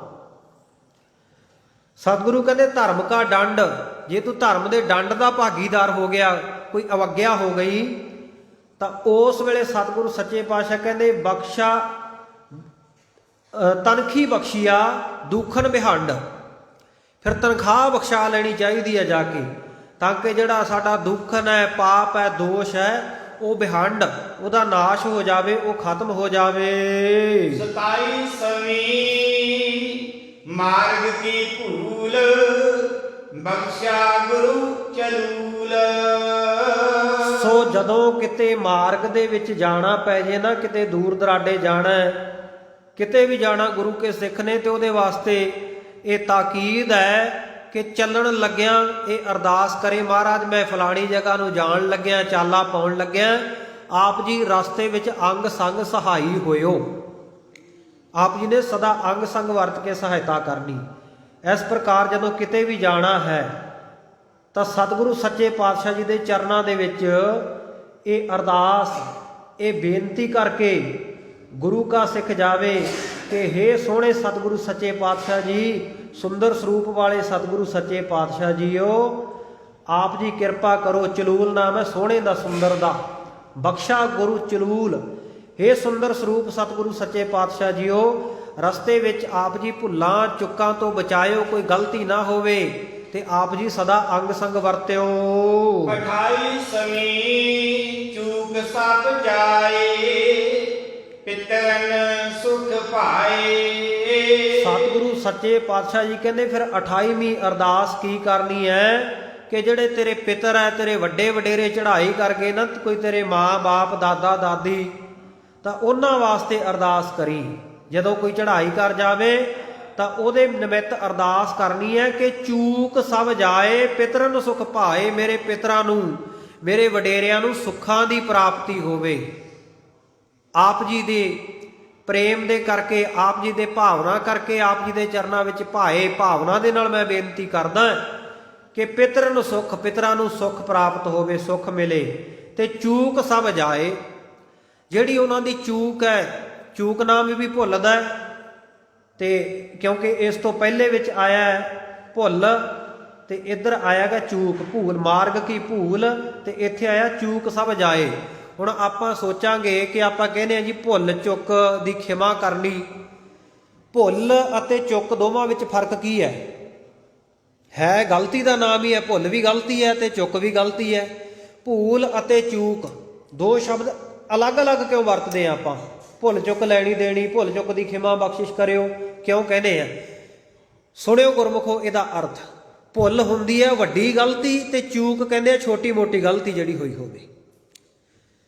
ਸੋ ਇਹ ਚੇਤੇ ਰੱਖਣਾ, ਭੁੱਲ ਵੱਡੀ ਹੁੰਦੀ ਹੈ, ਚੂਕ ਛੋਟੀ ਹੁੰਦੀ ਹੈ। ਇੱਥੇ ਸਤਿਗੁਰ ਸੱਚੇ ਪਾਤਸ਼ਾਹ ਕਹਿੰਦੇ ਚੂਕ ਸਭ ਜਾਏ ਪਿਤਰਨ ਸੁਖ ਪਾਏ। ਭਾਵਨਾ ਨਾਲ ਅਰਦਾਸ ਕਰਨੀ ਹੈ, ਮਹਾਰਾਜ ਜੇ ਮੇਰੇ ਵਡੇਰਿਆਂ ਕੋਲੋਂ ਕੋਈ ਛੋਟੀ ਮੋਟੀ ਗਲਤੀ ਹੋਈ ਹੈ ਤੇ ਆਪ ਜੀ ਇਹਨਾਂ ਦੀ ਗਲਤੀ ਨੂੰ ਬਖਸ਼ ਦੇਣਾ ਕਰੋ। ਸੋ ਇੱਥੋਂ ਤੱਕ ਸਤਿਗੁਰ ਸੱਚੇ ਪਾਤਸ਼ਾਹ ਜੀ ਨੇ 28 ਅਰਦਾਸਾਂ ਕਰਨੀਆਂ ਦੱਸੀਆਂ। ਇਸ ਤੋਂ ਬਾਅਦ 101 ਤੱਕ ਸਤਿਗੁਰੂ ਜੀ ਜਿਵੇਂ ਦੱਸਣਗੇ ਆਪਾਂ ਆਉਣ ਵਾਲੇ ਦਿਨਾਂ ਵਿੱਚ ਇਸੇ ਤਰ੍ਹਾਂ ਲਗਾਤਾਰ ਗੁਰੂ ਕਿਰਪਾ ਕਰੇ ਵਿਚਾਰਦੇ ਜਾਵਾਂਗੇ। ਥੋੜਾ ਜਿਹਾ ਜਿਹੜਾ ਇਹ ਪ੍ਰਸੰਗ ਹੈ ਨਾ, ਇਹ ਅੰਸੂ ਹੈ, ਇਹ ਥੋੜਾ ਮਹਿੰਗਾ ਪ੍ਰਸੰਗ ਵੀ ਹੈ, ਕਿਉਂਕਿ ਜਨਮ ਸਾਖੀਆਂ ਵਾਲੇ ਜਿਹੜੇ ਹੈਗੇ ਆ ਭਾਈ ਸਾਹਿਬ ਜੀ ਨੇ, ਭਾਈ ਸੰਤੋਖ ਸਿੰਘ ਜੀ ਨੇ ਇੱਥੇ ਸ਼ਬਦਾਵਲੀ ਵਰਤੀ ਹੈ, ਤੇ ਜਿਹੜੀ ਛੰਦਾਬੰਦੀ ਹੈ ਉਹਦਾ ਵੀ ਕੋਈ ਮੇਲ ਤੁਕਾਂਤ ਜਿਹੜਾ ਉਹ ਪਹਿਲੇ ਦੀ ਤਰ੍ਹਾਂ ਨਹੀਂ। ਜਿਵੇਂ ਭਾਈ ਸਾਹਿਬ ਛੰਦਾਬੰਦੀ ਪਰੋਂਦੇ ਆਏ ਆ, ਇੱਥੇ ਉਹਨਾਂ ਨੇ ਆਪ ਹੀ ਲਿਖਿਆ ਕਿ ਮੈਂ ਬਹੁਤਾ ਖਿਆਲ ਨਹੀਂ ਕੀਤਾ, ਜਿਵੇਂ ਸਤਿਗੁਰੂ ਜੀ ਦੇ ਉਪਦੇਸ਼ ਸਨ ਉਹਨੂੰ ਇਨ ਬਿਨ ਉਸੇ ਤਰ੍ਹਾਂ ਮੈਂ ਲਿਖਦਾ ਆਇਆ, ਤੇ ਮੈਂ ਛੰਦਾਬੰਦੀ ਦਾ ਕੋਈ ਬਹੁਤਾ ਖਿਆਲ ਨਹੀਂ ਕੀਤਾ। ਇਸ ਕਰਕੇ ਪਾਠ ਕਰਨ ਲੱਗਿਆ ਕਈ ਵਾਰ ਗਲਤੀ ਰਹਿ ਜਾਂਦੀ ਹੈ, ਕਿਉਂਕਿ ਛੰਦਾਬੰਦੀ ਵਿੱਚ ਹੋਵੇ ਉੱਥੇ ਤੁਕਾਂਤ ਜਦੋਂ ਪੂਰਾ ਬਣਦਾ ਜਾਂਦਾ ਹੈ ਤਾਂ ਉਹ ਪਾਠ ਵਧੀਆ ਹੁੰਦਾ ਜਾਂਦਾ ਹੈ। ਪਰ ਮੈਨੂੰ ਬੜੀ ਚੰਗੀ ਗੱਲ ਲੱਗੀ ਭਾਈ ਸਾਹਿਬ ਦੇ ਹੋਰਾਂ ਦੀ, ਇਹਨਾਂ ਨੇ ਪਾਠ ਕੀਤਾ, ਜਦੋਂ ਇਹਨਾਂ ਨੂੰ ਲੱਗਿਆ ਕਿ ਗਲਤ ਹੋ ਗਿਆ ਤਾਂ ਇਹ ਉਸੇ ਵੇਲੇ ਬੋਲ ਪਏ। ਇਹ ਚੰਗੀ ਗੱਲ ਹੁੰਦੀ ਹੈ। ਜੇ ਆਪਾਂ ਗਲਤੀ ਮੰਨਾਂਗੇ ਹੀ ਨਾ ਤੇ ਆਪਾਂ ਸਿੱਖਾਂਗੇ ਕਿਵੇਂ? ਉਹਦੀ ਦਰੁਸਤੀ ਕਿਵੇਂ ਹੋਵੇਗੀ? ਕਿਉਂਕਿ ਤੁਸੀਂ ਵੀ ਵਿੱਚ ਵਿਦਵਾਨ ਬੈਠੇ ਹੋ ਸੁਣਨ ਵਾਲੇ, ਤੁਸੀਂ ਵੀ ਬਾਅਦ ਵਿੱਚ ਸਵਾਲ ਕਰਨਾ ਹੈ ਵੀ ਲਿਖਿਆ ਤਾਂ ਨਮੇਕ ਸੀ, ਭਾਈ ਸਾਹਿਬ ਨੇ ਨਖੇਮ ਕਿਵੇਂ ਪੜ੍ਹਤਾ ਤੇ ਤੁਸੀਂ ਉਹਦਾ ਨਿਮਖੇ ਅਰਥ ਕਿਵੇਂ ਕਰਤਾ? ਕਿਉਂਕਿ ਜਾਗਰੂਕ ਸਰੋਤੇ ਵੀ ਹੁੰਦੇ ਆ ਨਾ। ਇਸ ਕਰਕੇ ਮੈਨੂੰ ਬੜੀ ਚੰਗੀ ਗੱਲ ਲੱਗੀ, ਚਾਹੇ ਕੋਈ ਕਥਾ ਕਰਨ ਵਾਲਾ ਹੈ, ਚਾਹੇ ਰਾਗੀ ਹੈ, ਗ੍ਰੰਥੀ ਹੈ, ਜਿੱਥੇ ਉਹਦੀ ਗਲਤੀ ਆ ਮੰਨ ਲਵੇ, ਗੁਰੂ ਚਰਨਾਂ ਵਿੱਚ ਅਗਾਂਹ ਵਾਸਤੇ ਸੋਧ ਲਈ ਅਰਦਾਸ ਕਰੇ। ਸੋ ਇਹਨਾਂ ਅਰਦਾਸਾਂ ਦੇ ਨਾਲ ਆਪਾਂ ਇਹ ਵੀ ਅਰਦਾਸ ਕਰੀਏ, ਇਹ ਸਤਿਗੁਰੂ ਸੱਚੇ ਪਾਤਸ਼ਾਹ ਜੀ ਕਥਾ ਵਿਚਾਰ ਕਰਦਿਆਂ ਹੋਈਆਂ ਬੇਅੰਤ ਭੁੱਲਾਂ ਦੀ ਆਪ ਜੀ ਨੇ ਖਿਮਾ ਬਖਸ਼ਿਸ਼ ਕਰਨੀ, ਅੱਗੇ ਵਾਸਤੇ ਸਮੱਤ ਬਖਸ਼ਣੀ। ਤੇ ਆਉਣ ਵਾਲੇ ਸਮੇਂ ਵਿੱਚ ਇਸੇ ਤਰ੍ਹਾਂ ਸਿਰ ਤੇ ਮਿਹਰ ਭਰਿਆ ਹੱਥ ਰੱਖ ਕੇ ਆਪ ਜੀ ਸੇਵਾ ਲੈਂਦੇ ਰਹਿਣਾ। ਆਓ ਸਮਾਪਤੀ ਦੀਆਂ 2 ਤੁਕਾਂ ਪੜ੍ਹ ਕੇ ਸਮਾਪਤੀ ਵਿੱਚ ਸ਼ਾਮਲ ਹੋਈਏ। ਦੇਹੋ ਸੱਜਣ ਅਸੀਸੜੀਆਂ ਜਿਉ ਹੋਵੈ ਸਾਹਿਬ ਸਿਓ ਮੇਲ। ਚੂਕ ਸਭ ਜਾਏ ਪਿਤਰਨ ਸੁਖ ਪਾਏ। ਵਾਹਿਗੁਰੂ ਜੀ ਕਾ ਖਾਲਸਾ ਵਾਹਿਗੁਰੂ ਜੀ ਕੀ ਫਤਿਹ। ਹੇ ਗੋਬਿੰਦ ਹੇ ਗੋਪਾਲ ਹੇ ਦਇਆਲ ਲਾਲ। ਪ੍ਰਾਨਨਾਥ ਅਨਾਥ ਸਖੇ ਦੀਨ ਦਰਦ ਨਿਵਾਰ। ਹੇ ਸਮਰੱਥ ਆਗਮ ਪੂਰਨ ਮੋਹਿ ਮਇਆ ਧਾਰ। ਅੰਧ ਕੂਪ ਮਹਾ ਭਿਆਨ ਨਾਨਕ ਪਾਰ ਉਤਾਰ। ਵਾਹਿਗੁਰੂ ਜੀ ਕਾ ਖਾਲਸਾ ਵਾਹਿਗੁਰੂ ਜੀ ਕੀ ਫਤਿਹ। ਤੂੰ ਠਾਕੁਰ ਤੁਮ